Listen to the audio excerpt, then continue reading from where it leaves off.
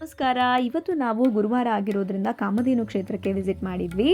ಕಾಮಧೇನು ಕ್ಷೇತ್ರ ಇರೋದು ಕಡಬಗೆರೆ ಹತ್ರ ಇರೋ ವಡ್ರಳ್ಳಿಯಲ್ಲಿ.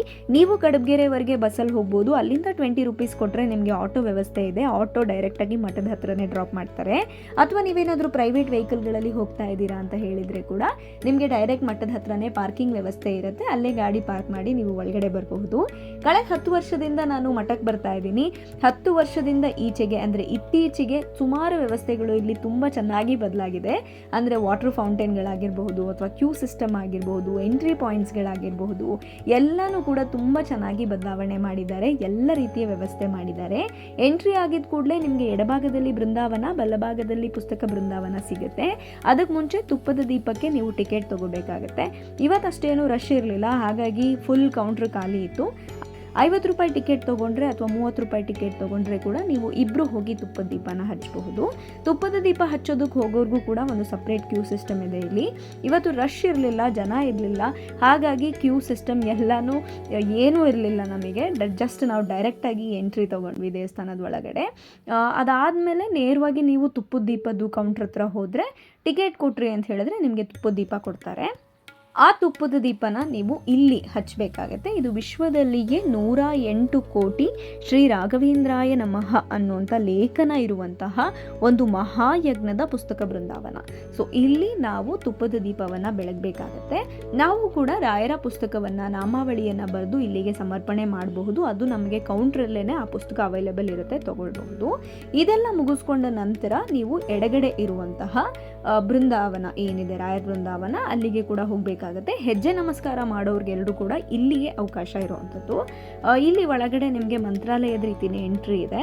ಇಲ್ಲಿ ಹೆಜ್ಜೆ ನಮಸ್ಕಾರ ಮಾಡಬಹುದು ನೀವು.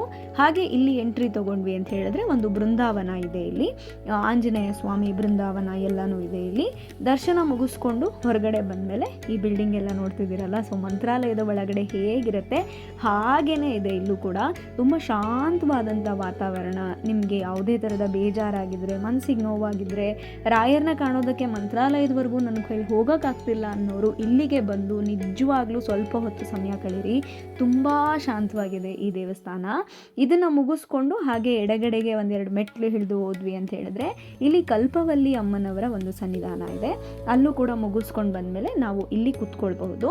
ಇಲ್ಲಿ ಕಾಮಧೇನು ಪ್ರಸಾದ ಸಿಗುತ್ತೆ ನಿಮಗೆ. 50 ರೂಪಾಯಿ ಇದೆ ಪ್ರಸಾದಕ್ಕೆ. ಆ್ಯಂಡ್ ನೀವೇನಾದರೂ ಕಟ್ಟಡವನ್ನು ಕಟ್ಟೋದಕ್ಕೆ ಸ್ವಲ್ಪ ಡೊನೇಷನ್ ಮಾಡ್ತೀರಾ ಅಂತ ಹೇಳಿದರೆ ಒಂದು ಇಟ್ಟಿಗೆಗೆ, ಕಡಿಮೆ ಅಂದರೆ ಒಂದು ಇಟ್ಟಿಗೆಗೆ 30 ರೂಪಾಯಿ ಡೊನೇಷನ್ ಮಾಡಬಹುದು. ನೀವು ಒಂದು ಸ್ಲಿಪ್ಪನ್ನು ಕೂಡ ಕೊಡ್ತಾರೆ, ರೆಸಿಪ್ಟನ್ನು ಕೊಡ್ತಾರೆ ನಿಮಗೆ. ಅದನ್ನು ಮುಗಿಸ್ಕೊಂಡಿದ್ದಾದಮೇಲೆ ದೇವಸ್ಥಾನದ ಒಳಗಡೆನೆ ಒಂದು ಪುಟ್ಟ ಅಂಗಡಿ ಕೂಡ ಇದೆ. ಸೊ ಆ ಒಂದು ಅಂಗಡಿನಲ್ಲಿ ನೀವು ಎಲ್ಲ ಥರದ ತಾಮ್ರದ ಐಟಮ್ಸ್ಗಳು, ಹಿತ್ತಾಳೆ ಐಟಮ್ಸ್ಗಳು, ಪೂಜಾ ರಿಲೇಟೆಡ್ ಐಟಮ್ಸ್ಗಳು ಅಥವಾ ಕೆಲವು ತಿಂಡಿ ಪದಾರ್ಥಗಳು, ಪುಸ್ತಕಗಳು, ಇದೆಲ್ಲವನ್ನು ಖರೀದಿ ಮಾಡ್ಬೋದು. ಈ ಬಾರಿ ವಿಶೇಷ ಏನಂದರೆ ಮಠದಲ್ಲಿ ಸಾಕಷ್ಟು ಪುಸ್ತಕಗಳನ್ನ ಇಟ್ಟಿದ್ರು. ಅದು ನನಗೆ ತುಂಬ ಖುಷಿ ಆಯಿತು. ಎಲ್ಲವೂ ಕನ್ನಡ ಪುಸ್ತಕಗಳು. ಆ್ಯಂಡ್ ಅದು ನೀವು ಪೂಜಾ ಐಟಮ್ಸ್ಗಳೇನಾದರೂ ತೊಗೋತೀರಾ ಅಂತ ಹೇಳಿದ್ರೂ ಕೂಡ ತುಂಬ ಅಫೋರ್ಡಬಲ್ ಪ್ರೈಸಲ್ಲಿ ಇತ್ತು ಇಲ್ಲಿ. ಹಾಗೆ ನೀವು ಮಠಕ್ಕೆ ಏನಾದರೂ ಅಕ್ಕಿ, ಬೇಳೆ, ಸಕ್ಕರೆ, ಬೆಲ್ಲ ಈ ರೀತಿಯಾಗಿ ಯಾವುದೇ ಥರದ ಧಾನ್ಯವನ್ನು ಕೂಡ ಡೊನೇಟ್ ಮಾಡ್ತೀರಾ ಅನ್ನೋದಿದ್ದರೆ ಕೂಡ ನೀವು ಮಾಡಬಹುದು. ಹಾಗೆ ಮಠದಿಂದ ಹೊರಗಡೆ ಬರುವಾಗ ನನಗೆ ಒಂದು ಇಂಟ್ರೆಸ್ಟಿಂಗ್ ಆಗಿರುವಂಥ ಬೋರ್ಡ್ ಕಾಣಿಸ್ತು ಮತ್ತು ಇಂಪಾರ್ಟೆಂಟ್ ಕೂಡ. ಇದು ಒಂದು ತುಲಾಭಾರದ್ದು. ತುಂಬ ಜನಕ್ಕೆ ಕಾಮಧೇನು ಕ್ಷೇತ್ರದಲ್ಲಿ ಎವ್ರಿಡೇ ತುಲಾಭಾರ ಇರುತ್ತೆ ಅನ್ನೋ ರಾಂಗ್ ಇನ್ಫಾರ್ಮೇಷನ್ ಇದೆ. ಸೊ ಒಂದನ್ನು ನೆನ್ಪಿಟ್ಕೊಳ್ಳಿ, ಗುರುವಾರ ಮತ್ತು ಭಾನುವಾರ ಮಾತ್ರನೇ ನಿಮಗೆ ತುಲಾಭಾರ ಅವಕಾಶ ಇರುವಂಥದ್ದು. ಅದು ಬೆಳಗ್ಗೆ 10 ಗಂಟೆಯಿಂದ ಮಧ್ಯಾಹ್ನ 12 ಗಂಟೆವರೆಗೆ ಮಾತ್ರ. ಆ್ಯಂಡ್ ಈ 8 ಪದಾರ್ಥಗಳನ್ನು ಮಾತ್ರ ನೀವು ತೊಗೊಂಡು ಬರಬೇಕಾಗತ್ತೆ. ಅಕ್ಕಿ, ತೊಗರಿಬೇಳೆ, ಬೆಲ್ಲ, ಸಕ್ಕರೆ, ಗೋಡಂಬಿ, ಒಣದ್ರಾಕ್ಷಿ, ಖರ್ಜೂರ, ಕಲ್ಸಕ್ಕರೆ, ಇದಿಷ್ಟನ್ನು ಮಾತ್ರನೇ ನೀವು ತೊಗೊಂಡು ಬರಬೇಕು. ಆ್ಯಂಡ್ ಏಕಾದಶಿ ದಿನ ಯಾವುದೇ ಥರದ ತುಲಾಭಾರ ವ್ಯವಸ್ಥೆಗಳು ಮಠದಲ್ಲಿ ಇರೋದಿಲ್ಲ. ಈ ಬೋರ್ಡ್ನ ನೀವು ಫಾಲೋ ಮಾಡಬಹುದು. ಹಾಗೆ ಇದನ್ನೆಲ್ಲ ಮುಗಿಸ್ಕೊಂಡು ನಾವು ಹೊರಗಡೆ ಬಂದ್ವಿ. ಪ್ರಸಾದ ಇತ್ತು. ಇವತ್ತು 4 ಗಂಟೆ ಆದ್ರೂ ಕೂಡ ಪ್ರಸಾದ ಇತ್ತು. ಸೊ ನನಗನ್ಸೋ ಪ್ರಕಾರ ಕ್ಲೋಸ್ ಆಗೋವರೆಗೇನು ಇರಬಹುದು ಅಂತ ನಾನು ಅಂದ್ಕೊಳ್ತೀನಿ, ಗೊತ್ತಿಲ್ಲ ನನಗೆ. ಆ್ಯಂಡ್ ಇವತ್ತು ಪ್ರಸಾದದಲ್ಲಿ ಪಾಯಸ ಮತ್ತು ಮೊಸರನ್ನ ಇತ್ತು. ರುಚಿಯಾಗಿರುವಂತಹ ಪ್ರಸಾದವನ್ನು ಭಕ್ತಿಯಿಂದ ಸೇವನೆ ಮಾಡಿ ರಾಯರು ಸಿಹಿಯನ್ನೇ ಕೊಟ್ಟರು ನಮಗೆ ಅಂಥೇಳಿ ಖುಷಿಯಿಂದ ಪ್ರಸಾದ ತಿಂದು ಹೊರಗಡೆಗೆ ಬಂದ್ವಿ ನಾವು. ಹೊರಗಡೆಗೆ ಬಂದಮೇಲೂ ಕೂಡ ಸಾಕಷ್ಟು ಹಳ್ಳಿಗಳಿಂದ ತುಂಬ ಜನ ರೈತರು ಅವ್ರವ್ರು ಬೆಳೆದಿರುವಂಥ ಪದಾರ್ಥಗಳನ್ನು ಅಲ್ಲಿ ತಂದು ಇಟ್ಕೊಂಡು ಮಾರ್ತಾ ಇರ್ತಾರೆ.